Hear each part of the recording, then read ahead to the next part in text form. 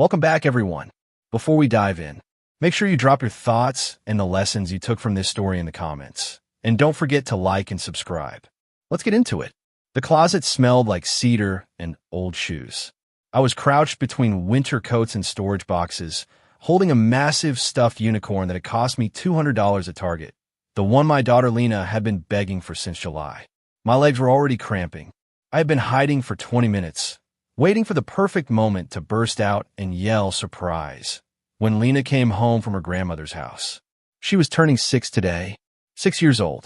I could barely believe it. The bedroom door opened at 3:47 p.m. Footsteps crossed the hardwood floor, but they were wrong. Too heavy. Adult footsteps, not Lena's excited little run. My wife, Sierra, walked past the closet, her phone already in her hand, screen glowing. She stopped in front of our bed, angled the phone toward herself, and hit record. I could see her through the gap in the closet door, see the red recording light, see her face transform into something I did not recognize. "Okay," Sierra said to the camera, her voice shaking with manufactured emotion. "I need to document this before I lose my courage. My name is Sierra Ellis, and I need to tell the truth about my husband." My heart stopped. Actually stopped for a second before slamming back into overdrive. My name is Brandon Ellis. I am 34 years old, a senior software engineer at a tech startup in Austin, Texas. I have been married to Sierra for 8 years, together for 10. We met at a friend's birthday party in 2013, hit off immediately, and got married 2 years later in a small ceremony at her parents' place in Fredericksburg. Lena was born a year after that, in October 2018. The single best thing that had ever happened to me. I thought we were happy, genuinely happy. We had a nice house in Pflugerville, in a neighborhood with good schools and parks. I made decent money, about $130,000 a year. Sierra worked part-time as a dental hygienist, 20 hours a week, mostly for the social interaction and the health insurance. We split household duties fairly. We took family vacations to Port Aransas and Galveston, had date nights twice a month. It was a normal life, a good life, or so I thought. Lately, though, things have fell off. Small things at first, easy to rationalize. Sierra had been on her phone constantly, always angling the screen away from me when she typed. She had started asking strange questions about my salary, about my stock options, about whose name was on the house deed, and how our bank accounts were structured. She had become distant, irritable, picking fights over nothing. Loading the dishwasher wrong, forgetting to buy the right kind of milk, leaving my gym bag in the hallway. I blamed stress. Maybe lingering postpartum depression that had never fully resolved. Maybe the normal ebb and flow of marriage. I told myself it would pass.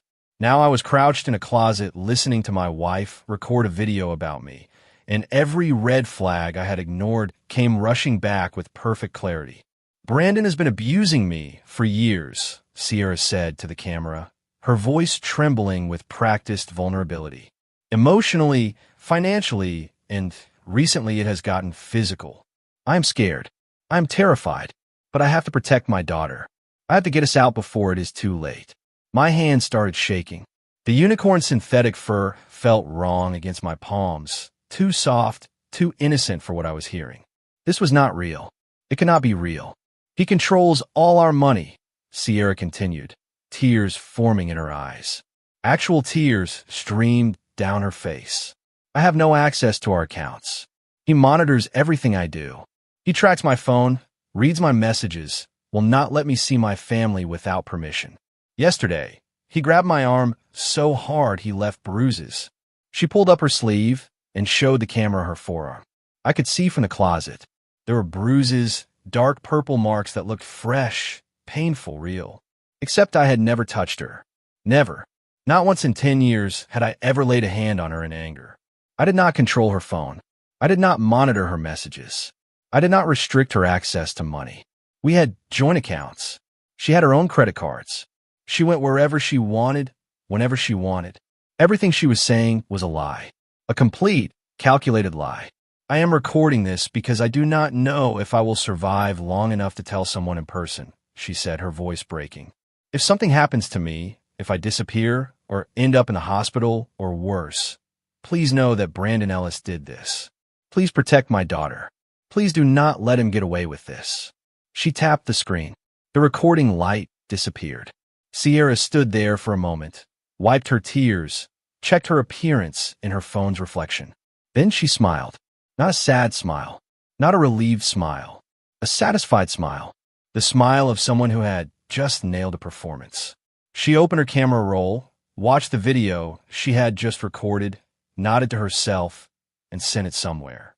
I watched the sending animation complete. Then she put her phone away, left the bedroom, closed the door behind her, and I was alone with a $200 stuffed unicorn and the complete destruction of everything I had believed about my marriage. I stayed in that closet for another 5 minutes, trying to process what I had just witnessed. My wife had recorded false evidence of abuse. She had somehow created those bruises. I did not know how yet, but they were fake. They had to be fake because I had never hurt her. She had created a video that could destroy my life, my career, my relationship with my daughter. And she had done it calmly, deliberately, like she had been planning it. I had been working from home for the past 3 years. My office was downstairs. Sierra knew my schedule, knew I would normally be at my desk in the afternoon. She clearly thought the bedroom was empty. She thought she could record her lies in private. She had no idea I had come upstairs early, hidden in the closet with birthday presents, planning a silly surprise that now felt like the only lucky break of my life. Because if I had not been there, if I had not seen this, I would never have known what was coming. I would have been blindsided when she filed for divorce or called the police or posted that video online. I would have had no defense, no preparation, no proof that she was lying. But I had seen it. I had witnessed the whole thing. Now I just had to figure out what to do with that knowledge. I waited until I heard Sierra go back downstairs and heard the television turn on in the living room. Then I crept out of the closet, left the unicorn on the bed, and grabbed my phone from my pocket. My hands were still shaking. I opened a voice memo app and realized with a sick drop in my stomach that I had not been recording. I had just watched my wife create false evidence against me, and I had no proof, no documentation, just my word against hers. And if she was willing to lie about abuse, willing to manufacture bruises, willing to cry on camera, who would believe me? I needed evidence. Real evidence. I needed to know what else she had done, what else she was planning. I went to my office downstairs, locked the door, and pulled up our shared iCloud account. Sierra and I had set it up years ago for photos and backups. We had never really used it for anything important, but we had. Never turned it off either. I logged in, navigated to her phone's backup files, and started downloading. It took 15 miserable minutes for everything to appear. Her messages, her photos, her app data, her browser history. I sat there, the glow of the monitor reflecting off my hands, and clicked in her text messages. What I found made me want to throw up. There were text messages with her sister, Carla, going back 3 months. Carla had apparently been coaching her through this entire plan. The messages laid it out with horrifying clarity. Did you get the bruises done? Carla had texted on Monday. Yes, my makeup artist friend did them. They look totally real. I'm going to photograph them tomorrow, Sierra had replied. Good. Remember, you need documentation. Video, photos, witnesses if possible. The more evidence of abuse, the better your case, Carla wrote. I know, Sierra answered. Brandon's income is perfect for maximum child support. Plus his stock options are about to vest. Timing is everything. My vision blurred. I had to read that twice to make sure I was not misunderstanding. They were talking about my income like it was a target. Carla had asked, what about Lena? Do you think she will back you up? Sierra responded, I've been working on that. She is 6. Easy to coach. I will tell her daddy was mean to mommy. See if she repeats it to the therapist I am taking her to next week. I literally could not breathe. My daughter. They were planning to manipulate my daughter into lying about me. I kept scrolling with a numb hand. I found a draft fundraising page Sierra had been working on. The title read, Help me and my daughter escape domestic violence. The description painted me as a monster, a controlling abuser, a threat to their safety. She had even included photos, pictures of her with carefully applied makeup bruises, pictures of Lena looking sad, a picture of our house with the caption, The prison I am trying to escape. The fundraising goal was $50,000. In the draft notes, she had written reminders to herself. Post this after filing restraining order. Need police report first for credibility. Consider local news interview. Reach out to domestic violence advocates for platform boost. This was not a cry for help. This was not a woman in danger. This was a calculated scheme to destroy me, take my daughter, steal my money, and profit from sympathy. I found emails to a divorce attorney, a woman named Denise Lawson, who specialized in high-conflict custody cases. Sierra had been consulting with her for 2 months. The email chain was detailed, strategic, and utterly cold. Denise had laid out a roadmap. Document abuse, file for a protective order, get emergency custody, freeze marital assets, maximize child support, pursue alimony. Your husband's income makes this a strong financial case, Denise had written in one email. With documented abuse, you will have leverage for a favorable settlement. You will want to avoid criminal charges and public exposure. Most men in his situation settle quickly. Sierra had replied, that is the goal. I want enough to start over. Enough so I never have to work again. He owes me that after everything I've sacrificed. I sat back in my chair, staring at the words as if they might rearrange into something less devastating. I had been married to this woman for 8 years. I had trusted her, loved her, built a life with her. And she had been planning my destruction like a business deal. There were timestamps on everything. This had been going on for at least 4 months, probably longer. All those late nights on her phone. All those questions about my finances. All those manufactured arguments. It had all been set up, building a narrative, creating a paper trail. I opened her photo library. There was a hidden album I had never seen before. Inside were dozens of photos. Pictures of her with makeup bruises in different locations, different angles, different levels of severity. Pictures of our house staged to look messy and chaotic, like we lived in constant conflict. Pictures of Lena crying, probably taken after normal childhood meltdowns, but framed to look like evidence of trauma. There were also screenshots of articles about domestic violence, custody battles, strategies for proving abuse in court, and financial settlements in high-asset divorces. She had been researching, planning, building a case against me, while I had been completely oblivious. I had been working my job, playing with our daughter, believing we were a normal family. My phone buzzed on the desk. A text from Sierra.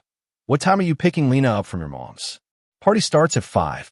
I stared at it, at the casual tone, at the assumption of normalcy. The birthday party, right? Today was supposed to be about celebrating our daughter turning 6. Cake and presents and games. Instead, I was sitting in my office looking at evidence that my wife was about to accuse me of abuse, take my daughter, and crowdfund her new life off lies. I could not pick up Lena yet. Not until I knew what to do. I texted back, running late on a work call. Can you get her? I will meet you at the house. Sierra replied instantly, fine. One word.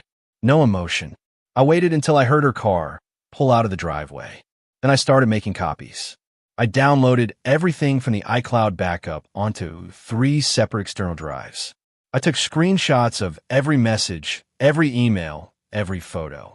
I downloaded the video she had recorded that afternoon. It was in her camera roll backup, the one where she had performed her abuse story for the camera.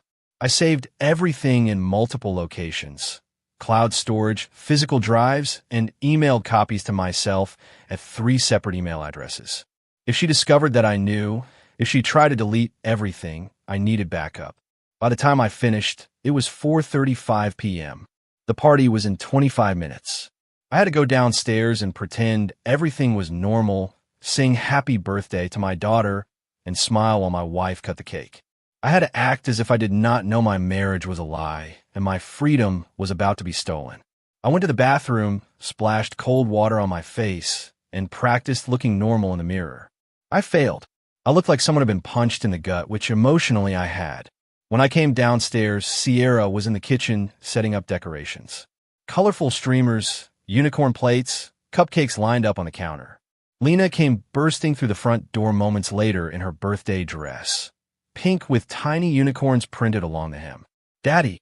She ran straight to me, arms wide, eyes bright. When is my surprise? For a moment, I almost broke. I thought you had a surprise, I said, forcing a smile and hugging her back. The surprise is later, sweetheart. After cake. She pouted, but accepted that answer, already distracted by the balloons. Sierra watched us from the kitchen doorway. Her expression was unreadable. If I had not just seen the video and the messages, I might have believed she was simply tired. Now, every small gesture looked sinister. When she walked past me to grab a stack of plates, she did not touch me. No casual brush of the hand, no quick kiss. Just distance. As family and a few friends arrived, I slipped into automatic mode. I greeted people, refilled cups, and lifted Lena so she could blow out her candles. I watched her cheeks puff as she made a wish, eyes squeezed shut, and wondered if I would still be in her life by her next birthday. My mother, Denise, pulled me aside in the hallway at one point. "You look like you have not slept in days," my mother said softly. "Are you all right?" I could not tell her the truth. "Not yet. Just work," I replied. "Big release coming up. I am fine." She studied my face, clearly unconvinced, but did not press. "If you need anything, you know you can always come home," she said. "You and Lena both." I nodded, feeling my throat tighten. That night, after everyone left and Lena was finally asleep with the giant unicorn wrapped in her arms, I knew I had to move quickly. I could not let this play out on Sierra's timeline. I could not wait for her to file false reports, get a restraining order based on lies, and take my daughter away before I had a chance to defend myself. I needed a lawyer. Immediately, I went to my office, closed the door, and started researching family law attorneys in Austin. One name kept appearing in articles and reviews. Rochelle Parker, partner at Parker & King, with 18 years of experience in high-conflict custody and divorce cases. Her website said she specialized in defending against false allegations. It felt like the only solid thing in a world that had just turned upside down. I called her emergency line. It was 10:47 p.m. on a Friday, but her voicemail said she would respond to urgent matters within 2 hours. She called back at 11:23 p.m. "This is Attorney Parker," she said, her voice calm and professional. "I received your message. Is this Brandon Ellis?" "Yes," I said. "I'm sorry to call so late, but this is urgent. I think my wife is about to accuse me of domestic violence, and it is all fabricated." There was a brief pause. "Mr. Ellis, are you in immediate physical danger right now?" Rochelle asked. "No," I said, "but my daughter might be, and I am about to be falsely accused of things I did not do." I spent the next 30 minutes telling her everything. I described hiding in the closet, the video Sierra recorded, the fake bruises, and the iCloud backup. I explained the messages with Carla, the draft fundraising page, the emails with Attorney Lawson, the plan to coach Lena into saying I had been mean to her mother. Rochelle listened without interrupting, occasionally asking for dates or clarifications. When I finished, she was quiet for a moment. Then she said, "Mr. Ellis, I'm going to be very direct. If your wife files first, if she gets a protective order based on false allegations, you will almost certainly lose access to your daughter immediately. The court will err on the side of caution. Even with evidence that she is lying, it can take months, sometimes years, to unravel these cases. By the time the truth comes out, the damage to your relationship with your child can be severe." My chest tightened. "What do I do?" I asked. "We file first," Rochelle said. "Tomorrow morning, we file an emergency petition for custody based on parental alienation and fraud. We present all the evidence you have gathered, the video, the messages, the emails, the stage photos. We show the court that she is fabricating abuse allegations and planning to manipulate your daughter. We get ahead of her narrative." "Can we file on a Saturday?" I asked. "I can file emergency petitions any day of the week," Rochelle said. "That is what emergency means. But you need to understand something. This is going nuclear. Once we file, your wife will know you know. She will retaliate. She might accelerate her plans, file her own reports, create more false evidence. You need to be prepared for a fight." I thought about Lena sleeping upstairs, hugging that unicorn, completely unaware that her parents were preparing to go to war. "I am prepared," I said. Rochelle did not sugarcoat anything. "Good. Meet me at my office tomorrow morning at 8 o'clock. Bring every piece of evidence you have. Drives, screenshots, everything. We're going to build the most thorough case we can. I did not sleep that night. I lay in bed next to Sierra, listening to her slow, even breathing, wondering who she really was. At one point, she rolled toward me, draped an arm across my chest out of habit, and murmured, "You were quiet at the party." I stared up at the ceiling. "Just tired," I said. "Long week." She hummed in vague sympathy and drifted back to sleep. I lay there awake until dawn. Saturday morning, I told Sierra I had to go into the office for a few hours. "Server emergency," I said. That was always a plausible excuse in my line of work. She barely looked up from her phone. "Okay," she replied. "Do not forget Lena has a dentist appointment on Wednesday." The normalcy of her tone made my skin crawl. Lena was in the living room watching cartoons, legs swinging off the couch. I knelt down beside her. "I have to go to work for a little bit, sweetheart," I said. "Grandma might come over later." She nodded absently, eyes glued to the screen. I kissed the top of her head and walked out the door, feeling like I was stepping out of one life and into another. Rochelle's office was in a glass and steel building downtown. She met me in a conference room with floor-to-ceiling windows and a view of the city. With her were a paralegal named Evan and another attorney, Valerie King, who specialized in family fraud cases. They shook my hand, introduced themselves, and immediately began working through the evidence. I laid everything out on the table. The hard drives, printed screenshots, a written timeline of what I had seen and discovered. Rochelle and Valerie spent 2 hours going through it all, taking notes, asking precise questions. "This is one of the most premeditated cases of fabricated abuse I have seen," Valerie said finally. "Your wife did not just lie. She constructed an entire false reality with documentation and witnesses." "Can we stop her?" I asked. Rochelle looked straight at me. "We can try," she said. "I am filing an emergency motion for temporary custody, ex parte, which means without her present, based on the urgency and the evidence. I'm going to argue that your daughter is at risk of psychological harm from parental alienation, that your wife is planning to coach her into making false statements, and that immediate intervention is necessary." She continued, "We have the text about coaching Lena, the fake bruises, the recorded video, the draft fundraising page. All of it shows a clear intent to deceive the court and harm the child's relationship with you. But you need to understand, family court judges are cautious. They see real abuse every day.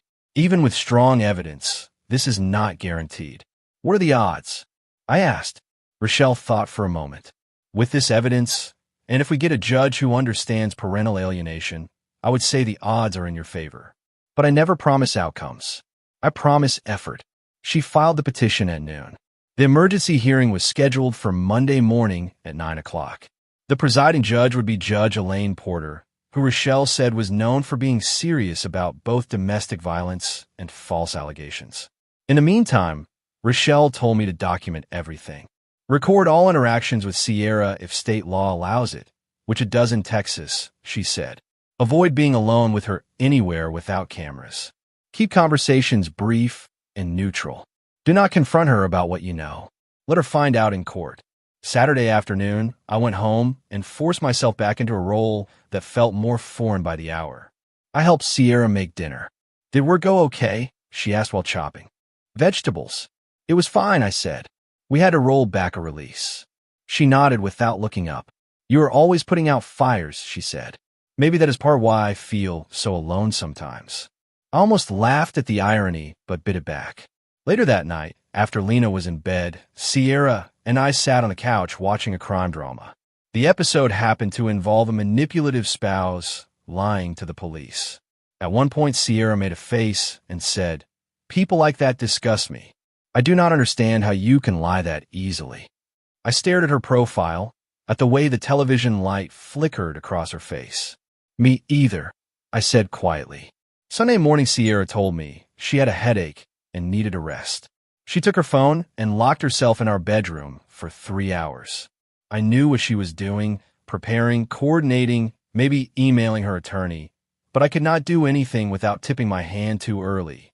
I made pancakes with Lena, let her pour syrup everywhere, and pretended our life was not about to be dissected in a courtroom. At 6 o'clock that evening, someone knocked on our front door. I opened it to find a process server holding a manila envelope. "Is Sierra Ellis here?" he asked. "Yes," I said, my heart racing. "She is in the living room." He stepped inside, called her name, and handed her the envelope. "You have been served notice of an emergency custody hearing tomorrow morning, 9 o'clock, he said. "Travis County Family Court." Sierra's face went through several emotions in seconds. Confusion, anger, shock, and something like fear. She tore open the envelope, scanned the first page, and then looked up at me with an expression I had never seen on her face before. Pure hatred. "What is this, Brandon?" she demanded. "Emergency custody hearing? You were trying to take Lena from me." I kept my voice as steady as I could. "I'm trying to protect her," I said. "From what?" Sierra shouted. "For me being a good mother? You have completely lost your mind." Her voice rose, sharp and shrill. I glanced down the hall. Lena's bedroom door was closed, but I did not want her to hear this. "Sierra," I said quietly, "Attorney Parker has my permission to tell you that any statements you make right now could be used in court tomorrow. You may want to speak with your attorney before you say anything else." Her hand froze halfway to her phone screen. She stared at me with narrowed eyes. For the first time, I saw it click for her that I knew something. Maybe not everything, but enough. "I have recordings," I added in the same calm tone, "of things you have said and done. You should talk to your attorney, Sierra. Do not make this worse." Her face went pale, then flushed. "You recorded me in our own home," she whispered. "You violated my privacy." I shook my head. "Texas is a one-party consent state. I do not need your permission to record conversations I am part of." She opened her mouth, closed it, then said, "I cannot talk to you right now. I am calling Attorney Lawson." She stomped up the stairs.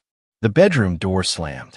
A few seconds later, I heard her voice through the thin walls, loud and panicked. I texted Rochelle a brief update. She responded almost immediately. "Good.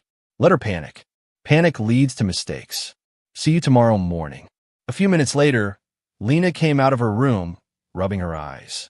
"Daddy, why is Mommy yelling?" she asked. I knelt and hugged her. "Mommy is just stressed about grown-up things," I said.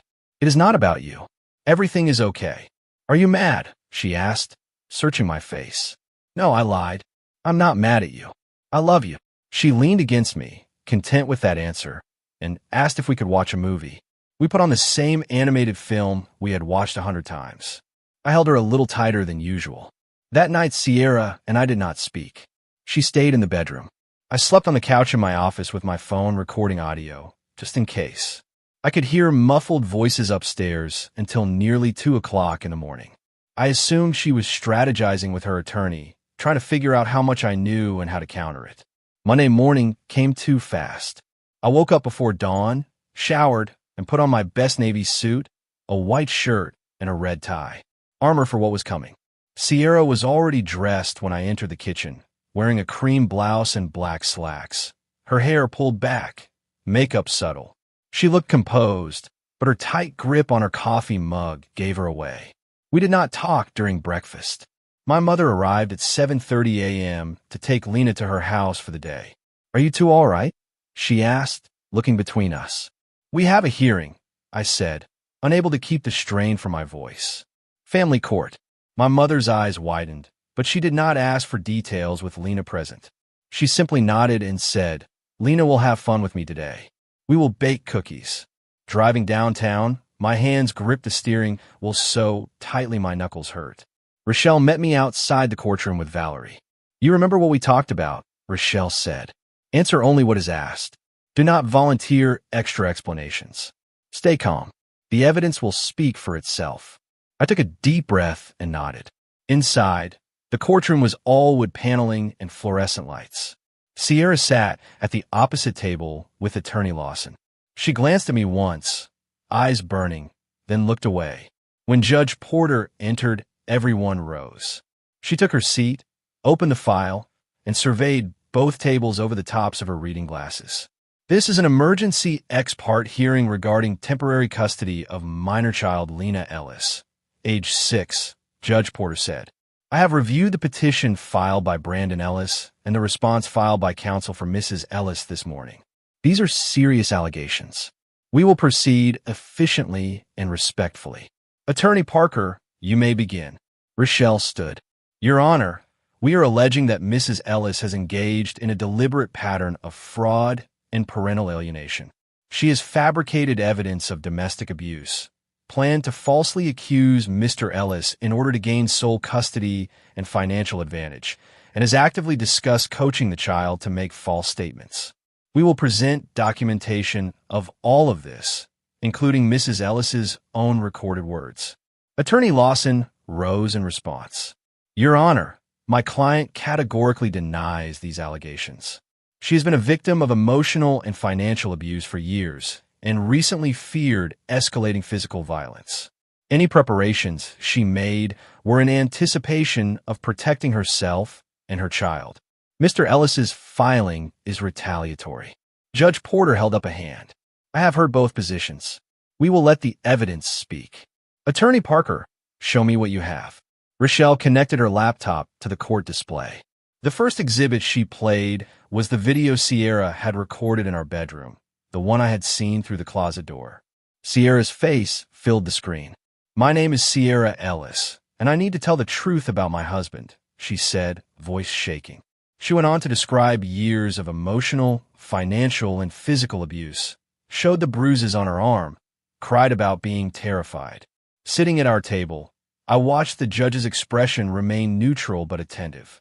When the video finished, Rochelle let the silence sit for a few seconds. Your Honor, she said, every statement in that video is false. Mr. Ellis has never abused his wife, never controlled her finances, never restricted her freedom. But the most important point is not looked smaller than I remembered, as if the weight of the court order had physically pressed her down. The moment she saw Lena, she began to cry. Baby, she said, dropping to her knees and opening her arms. Lena ran to her. They clung to each other, both sobbing. Watching through the glass, I felt a complicated ache. Whatever Sierra had done, she still loved Lena. During that first visit, the supervisor took notes. I could not hear everything, but I could see Sierra touch Lena's hair, her face, her shoulders, as if memorizing her. At one point, Sierra looked toward the glass, even though she could not see me clearly. For a heartbeat, our eyes aligned. The expression on her face was a mix of guilt, anger, and something like regret. After 2 hours, the visit ended.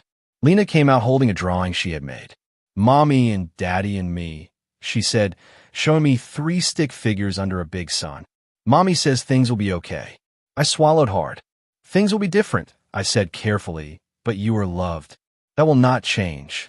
The weeks between the emergency hearing and the full trial blurred together. I worked, parented, met with Rochelle, and took Lena to therapy. Rochelle gathered more evidence. She deposed Carla, who admitted under oath that she had helped plan Sierra's false narrative. She obtained a sworn statement from the makeup artist, a woman named Marissa Green, who confessed to creating the bruises with special effects techniques. Marissa said she had not known what Sierra planned to do with them and felt guilty when she found out. The Travis County District Attorney assigned an investigator named Detective Leonard Brooks to review the case for potential criminal charges. He called me in for an interview. He was methodical and calm, with the kind of weary eyes that came from years of looking at ugly truths. He asked me to walk him through everything again, from the closet to the courtroom.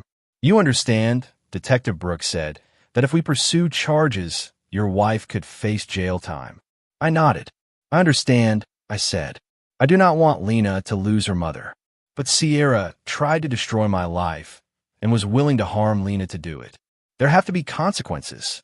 He considered that for a moment and then said, the court will look at her intent and the potential harm. With this level of planning, it is unlikely this will be treated lightly. When the trial date finally arrived in mid-December, I felt like I had aged years in a matter of weeks. The courtroom this time had a jury. 6 men and 6 women sat in the box, faces unreadable. Sierra sat at the other table in a dark dress, hands folded tightly in her lap. She looked like she had not slept. Rochelle began with an opening statement that was simple and devastating. She told the jury they were not hearing about a woman trying to escape danger, but about someone who had constructed a false story to gain custody and money. She promised to show them Sierra's own words, plans, and admissions. Attorney Lawson followed with a statement about fear, desperation, and imperfect attempts at self-protection. When I took the stand, my palms were damp. I swore to tell the truth and sat down, facing the jury. Rochelle guided me through my testimony. Meeting Sierra, our marriage, Lena's birth, the gradual changes, and finally the day in the closet. I described the smell of cedar, the stuffed unicorn, the sound of Sierra's voice as she told the camera I had abused her. As I spoke, I focused on one juror at a time, letting them see that I was not perfect, but that I was telling the truth. When Rochelle asked about the iCloud backup, I explained how we had set it up together, how I had downloaded it, and what I had found. I described reading the messages about my income, the stock vesting, the coach phrases for Lena. Attorney Lawson cross-examined me aggressively. Mr. Ellis, she said, is it not true that you are a controlling person by nature? You work in a field where you oversee systems, where you monitor every detail. Is it not possible that some of that control extended into your marriage? I answered evenly. I work carefully in my job. At home, Sierra had full access to our accounts and decisions. She held up a photo of a broken lamp. Is this not evidence of an outburst? She asked. I recognized it. That lamp was broken when Lena was 3 years old, I said. She was running around the living room, tripped, and knocked it over. Sierra took that picture and joked that we needed more child-proofing. Lawson tried several angles, asking if I had ever raised my voice, ever argued with Sierra about money. I answered honestly. Yes, we had arguments like any couple, but never anything resembling what Sierra had described. Next, Rochelle called Carla to the stand. Under oath, Carla looked nervous. Rochelle asked, did your sister ever tell you that Brandon Ellis physically abused her? Carla shifted. She said she was unhappy, Carla said. She said she felt taken for granted, that she wanted out. She did not describe beatings. Rochelle showed Carla the text messages about the makeup bruises and the coaching of Lena. Did you send these messages? She asked. Carla swallowed. Yes, she said. Why? Rochelle pressed. Carla sighed. Sierra said she needed help getting out. She said she wanted to make sure she did not lose her daughter or her lifestyle. I thought. Her voice faltered. I thought I was helping her. I did not think it would go this far. Marissa, the makeup artist, testified next. She described how Sierra had come to her asking for realistic bruise makeup for a project and how she had applied them, taken photos, and been paid. I do special effects work for theater, Marissa said. When I later heard about the video, I realized what she had used the makeup for. I felt sick. I contacted Mr. Ellis's attorney because I did not want to be part of a lie. Dr. Grant testified about her sessions with Lena.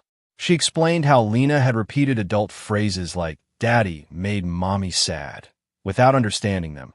How Lena's behavior with me was secure and relaxed, and how Sierra had used supervised visits to plant suggestions. In my professional opinion, Dr. Grant said, this is an example of attempted parental alienation. The child is being asked to carry adult narratives that are not her own. Finally, Sierra took the stand. Attorney Lawson guided her through her testimony. Sierra spoke about feeling lonely, about my long hours at work, about small arguments that had hurt her. She said she had felt emotionally neglected, that money decisions overwhelmed her, that she sometimes felt invisible. Listening, I recognized kernels of truth twisted into something else. Then Rochelle stood for cross-examination. Mrs. Ellis, she began, you testified that you felt afraid of your husband. Yet, in hundreds of messages to your sister, you never described fear. You described frustration and money. Why is that? Sierra looked down. I don't want to sound weak, she murmured. I vented about practical things. Rochelle projected the text where Sierra wrote, Brandon's income is perfect for maximum child support. Timing is everything. Is this your message? Rochelle asked. Yes, Sierra said. Did you instruct your makeup artist friend to create realistic bruises on your arms? Yes, Sierra admitted. Did your husband ever cause those bruises? Rochelle asked. There was a long pause. No, Sierra whispered. Did your husband ever physically abuse you in any way? Rochelle asked. No, Sierra said, barely audible. Did he ever prevent you from accessing money? No. Did he monitor your phone? No. Did he forbid you from seeing your family? No. Then why, Mrs. Ellis, did you record a video saying he did all of those things? Rochelle's voice remained calm. Sierra's eyes filled with tears. Because I wanted out, she said at last. I was angry. I felt like my life had disappeared into his schedule, his job, his plans. I knew if I just asked for a divorce, I might lose Lena and the house. I did not want to start over with nothing.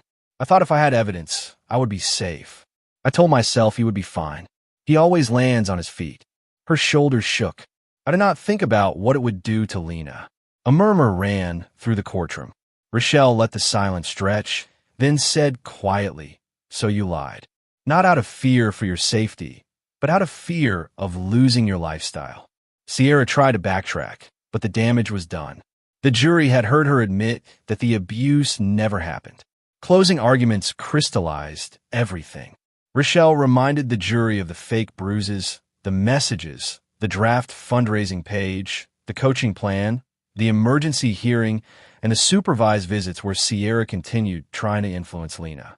She told them this was not just a marital dispute. It was an attempt to weaponize a child and the justice system. Attorney Lawson argued that while Sierra's actions were wrong, they came from a place of emotional pain and confusion, that she had been overwhelmed and made terrible decisions, but that she still loved Lena and deserved a chance to rebuild her relationship as a supervised, monitored parent. She urged the jury not to cut Sierra out of her child's life entirely. The jury deliberated for 4 hours. I sat in the hallway with Rochelle, staring at the same patch of carpet while the clock ticked. At one point, Rochelle said, "No outcome here is perfect. The best we can hope for is something that protects Lena and reflects the truth." I nodded. I did not trust my voice. When the jury returned, everyone stood. Judge Porter read the verdict. The court found that Sierra had fabricated allegations of abuse, conspired to create false evidence, and attempted to manipulate Lena's perception of me. Custody was awarded to me, sole legal and physical custody. Sierra was granted supervised visitation 2 hours per week, contingent on completing parenting classes and undergoing psychological evaluation. Judge Porter added that all evidence would be forwarded to the district attorney with a recommendation for criminal prosecution. As the words sank in, Sierra covered her face with her hands and sobbed. I felt no victory in that moment, only exhaustion. The marriage I thought I had was gone. What remained was my responsibility to protect my daughter. 3 weeks later, the district attorney's office announced charges: multiple counts of fraud and conspiracy. Faced with mounting evidence and a strong case, Sierra eventually accepted a plea deal. She pled guilty to 2 counts of fraud and 1 count of conspiracy. The sentence was 18 months in county jail, followed by 3 years of probation and mandatory counseling. I did not attend the sentencing. Rochelle went and texted me afterward. She wrote that Sierra had apologized in court, saying she was sorry for what she had done to me and to Lena. The judge acknowledged the apology, but made it clear that the consequences were necessary. I read the message late at night at the kitchen table, staring at my phone until the screen dimmed. 6 months after the trial, life settled into a new rhythm. Mornings became a rush of making breakfast, packing lunches, and getting Lena to school. Evenings were homework, dinner, and bedtime stories. Some nights Lena wanted to talk. "Why is Mommy gone so long?" she would ask, tracing patterns on her blanket. I answered as carefully as I could. "Mommy made some very serious mistakes. I would say she has to take responsibility and work on those mistakes before she can be with you more. She loves you, and one day you will see her again. But right now, my job is to keep you safe and loved." Sometimes Lena would nod and change the subject. Sometimes she would cry quietly and ask if we could look at old pictures. We did. Dr. Grant continued meeting with Lena. The supervised visits with Sierra would resume after her release, still limited and carefully monitored. I did not know what their relationship would look like in 5 years or 10. I only knew that the version of events Sierra had tried to create would not define Lena's understanding of her childhood.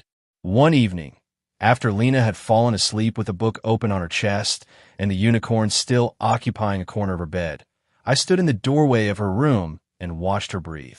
The house was quiet in a way it had never been before, a different kind of quiet than the one in that cedar-smelling closet months earlier. I thought about every point where this story could have gone differently. If I had not gone upstairs early that day, if I had not checked the iCloud account, if I had not found an attorney who knew what to do.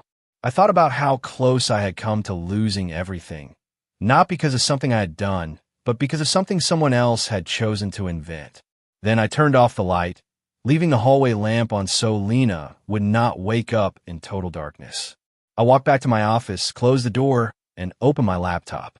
There were still forms to fill out, schedules to arrange, and reports to send to Rochelle and Dr. Grant. There would be more hearings, more evaluations, more hard conversations as Lena grew older and began to ask more complicated questions. But for that night, the only thing that mattered was that my daughter was upstairs in her room, safe in her own bed, dreaming about unicorns and birthday cakes instead of courtrooms and fabricated bruises. Sierra had tried to rewrite our lives with lies. I had almost lost the chance to tell the truth. Almost. If you enjoyed this story, please like, comment, and share this video with your friends.